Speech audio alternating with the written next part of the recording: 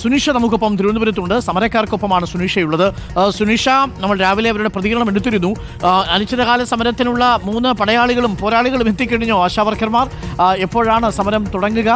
കൂടുതൽ ആളുകൾ അവിടേക്ക് എത്തിച്ചേരുന്നുണ്ടോ? അരുൺ, കൃത്യം 11 മണിയോടുകൂടി തന്നെ നിരാഹാര സമരത്തിലേക്ക് കടക്കുമെന്നുള്ളതാണ് മനസ്സിലാക്കാൻ കഴിയുന്നത്. ആളുകളൊക്കെ തന്നെയും എത്തിക്കൊണ്ടിരിക്കുന്നുണ്ട്. 3 പേരാണ്, ബിന്ദു, ഷീജ, തങ്കമണി, 3 പേരാണ് നിരാഹാര സമരത്തിലേക്ക് കടക്കുന്നത്. ചേച്ചി, നിരാഹാര സമരം ഇരിക്കാനുള്ള തയ്യാറെടുപ്പിലേക്കായോ? നമ്മൾ ഇത് ഘട്ടം ഘട്ടമായി നമ്മൾ ഗ്രാജ്വൽ ഇത് ഡെവലപ്പ് ചെയ്ത് വരുമല്ലേ. അങ്ങനെ പ്രത്യേകിച്ച് തയ്യാറെടുപ്പൊന്നും വേണ്ട, നമുക്ക് നേരെ നിരാഹാരത്തിലേക്ക് പോകാൻ പറ്റും. ചേച്ചി, ആരോഗ്യമന്ത്രി ഡൽഹിയിലേക്ക് പോയിട്ടുണ്ട്. അപ്പോൾ പ്രതീക്ഷയുണ്ടോ? ഇനി ഇന്നലത്തെ ചർച്ചയിൽ നിരാശയായിരുന്നു ഫലം, പക്ഷേ എങ്ങനെയാണ് മുന്നോട്ടുള്ളൊരു? ആരോഗ്യമന്ത്രി ഡൽഹിയിൽ പോയത് നമ്മുടെ ഇൻസെൻറ്റീവ് കൂട്ടി വാങ്ങിച്ചുകൊണ്ട് വരാനാണല്ലോ. എന്തായാലും അത് കൂട്ടി വാങ്ങിക്കാൻ അവിടെ ചെന്ന് ചോദിക്കാൻ കഴിയുന്ന ഒരു സാഹചര്യം ഞങ്ങൾ സമരത്തിലൂടെ സൃഷ്ടിച്ചെടുത്തിട്ടുണ്ട്. കേരളത്തിൽ നടന്ന സമരമാണല്ലോ കേന്ദ്രത്തിലെത്തുകയും കേന്ദ്ര ആരോഗ്യമന്ത്രി JP നദ്ദ നമ്മുടെ ഇൻസെൻറ്റീവ് വർദ്ധിപ്പിക്കുമെന്നും പറഞ്ഞത്. അപ്പോൾ അതിനുള്ള ഒരു സാഹചര്യം ഞങ്ങൾ ഉണ്ടാക്കിയിട്ടുണ്ട്. പക്ഷേ ഓണറേറിയം വർദ്ധിപ്പിക്കുന്നതിന് വേണ്ടിയിട്ട് ഡൽഹി പോയി ധനമന്ത്രിയുടെ അനുമതി വാങ്ങിക്കണോ എന്നുള്ളത് ഞങ്ങൾക്കറിയത്തില്ല. എന്തായാലും അങ്ങനെ ഒരു കൺഫ്യൂഷൻ നമ്മുടെ മിനിസ്റ്റർക്ക് ഉണ്ടെങ്കിൽ അത് തീർത്തിട്ട് പോകണം. കാരണം സംസ്ഥാനമാണ് ഓണറേറിയം തരുന്നത്. അത് വർദ്ധിപ്പിക്കുന്നതിന് കേന്ദ്രത്തിന് അനുമതി വേണോ വേണ്ടോ എന്നുള്ളത് ഞങ്ങൾക്കറിയത്തില്ല.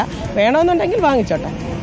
നിരാഹാര സമരത്തിലേക്ക് കടക്കുന്നതിന് തൊട്ടു മുന്നെയാണ് നിങ്ങളെ ചർച്ചയ്ക്ക് വിളിക്കുന്നത്. അപ്പോൾ ഇവർ ഈ സമരത്തെ പേടിച്ചു തുടങ്ങി എന്നുള്ളതാണോ മനസ്സിലാക്കുന്നത്? ഇല്ല, സമരത്തെ സമരം അങ്ങനെ നിസ്സാരമായി പോകുന്ന സമരമല്ലെന്ന് തുടക്കത്തിൽ തന്നെ അവർക്ക് മനസ്സിലായിട്ടുണ്ടല്ലോ. മന്ത്രിസഭയ്ക്ക് മനസ്സിലായിട്ടുണ്ടല്ലോ, സർക്കാരിന് മനസ്സിലായിട്ടുണ്ട്.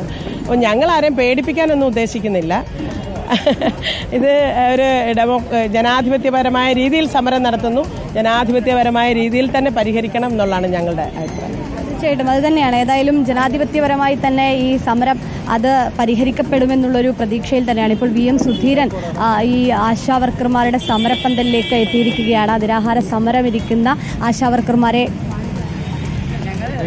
നിരാഹാരം കിടന്നിട്ടില്ല സാർ. ഇതുവരെയ്ക്കും ഇങ്ങനൊരു സമരത്തിലോട്ട് ഞങ്ങൾ വന്നിട്ടില്ല. നിരാഹാരം കിടന്നിട്ടുമില്ല. പക്ഷേ ഞങ്ങൾ പട്ടിണി കിടന്നിട്ടുണ്ട്. ഒരുപാട് കാര്യങ്ങൾക്ക് വേണ്ടിയിട്ട് ഞങ്ങൾ ജീവിത കാര്യങ്ങളിലൂടെ ഞങ്ങൾ പട്ടിണി കിടന്നിട്ടുണ്ട്. അതിൽ മാത്രമേ ഞങ്ങൾക്ക് എക്സ്പീരിയൻസ് ഉള്ളൂ. നിരാഹാരം കിടന്ന് ഞങ്ങൾക്ക് എക്സ്പീരിയൻസ് ഇല്ല. പക്ഷേ ഇവിടം വരെ വന്ന് എത്തിച്ചത് നമ്മളെ ഗവൺമെന്റാണ്. എൻ്റെ പേര് ഷീജ. പുതുക്കുറിശി. ഇവിടെ തിരുവനന്തപുരം പെരുമാത്ര പുതുക്കുറിശി. നിരാഹാരം കിടക്കുന്ന ആശാവർക്കർമാരുമായി VM സുധീരൻ സംസാരിക്കുകയായിരുന്നു. ഇപ്പോൾ ഏതായാലും മാധ്യമങ്ങളോട് സംസാരിക്കുകയാണ്.